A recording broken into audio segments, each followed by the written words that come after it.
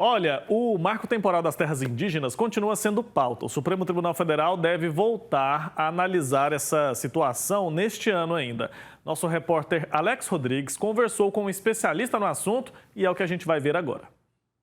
Olha, e esse assunto relacionado ao marco temporal é muito importante porque é algo que havia, pelo menos a princípio, encerrado uma discussão em setembro do ano passado. Mas agora, em fevereiro de 2024, esse assunto volta à tona, volta a ser debatido dentro do nosso cenário político. E por isso a gente está aqui com esse convidado mais que especial, Melilo Diniz. Bom tê-lo com a gente aqui na TV Pai Eterno, Melilo.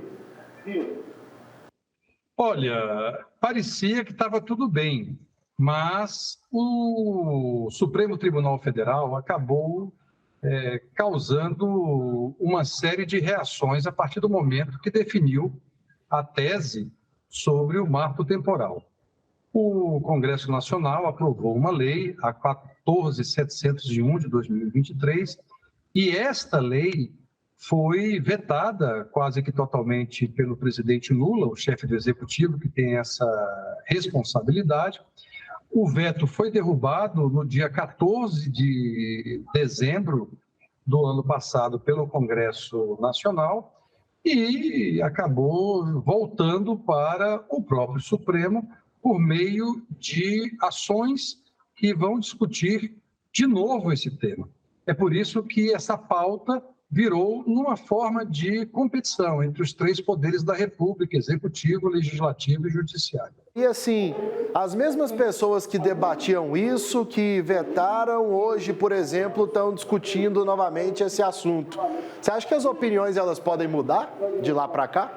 Eu creio que no Supremo, muito dificilmente a opinião vai mudar.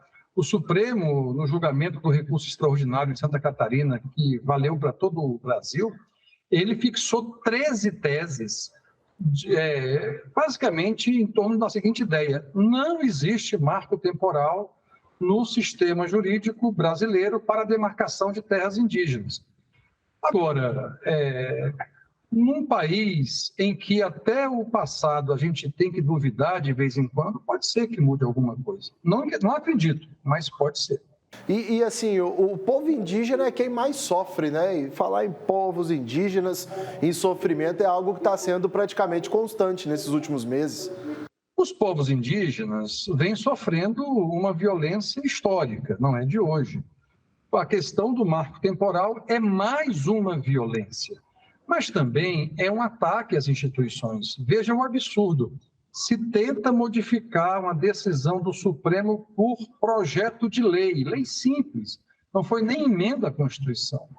Isso é sinal do desgaste das relações institucionais e, ao mesmo tempo, de uma disputa, mas não tenho dúvida, quem mais sofre, quem mais paga um preço alto são os povos indígenas que estão aí com uma defasagem muito grande na demarcação de algumas das suas terras. Só para ficar no número, no Ministério da Justiça, tem 8 demarcações que estão prontas e mais cerca de 40 e poucas, que estão em processo de conclusão. Veja como a gente tem aí um déficit muito grande em relação ao assunto terras indígenas nesse país. Ô Melilo, pelo que você conhece, você que é um estudioso político, um cara muito conceituado nesse sentido, o pessoal geralmente assim acredita muito naquele ponto de vista que você traz. O que você acha que o Lula está pensando nesse momento a respeito de marco temporal, né? O que o nosso presidente deve estar pensando nesse momento? Afinal, existem povos envolvidos nessa discussão, por exemplo, como citamos os indígenas, que deram, por exemplo, a expressa votação a ele na última eleição. Você acha que isso pode pesar, de repente, num ponto de vista do Lula, numa forma dele observar daqui para frente, juntamente com seus aliados? Eu creio que a questão do marco temporal é muito além de uma pauta eleitoral, de uma pauta partidária, até de uma pauta política.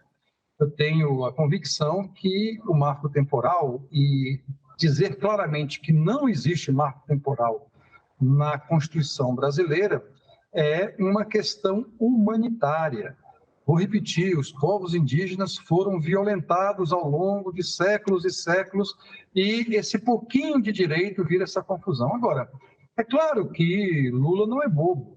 Ele sabe da importância desse tema, primeiro para os seus compromissos históricos, mas depois para as relações internacionais do Brasil.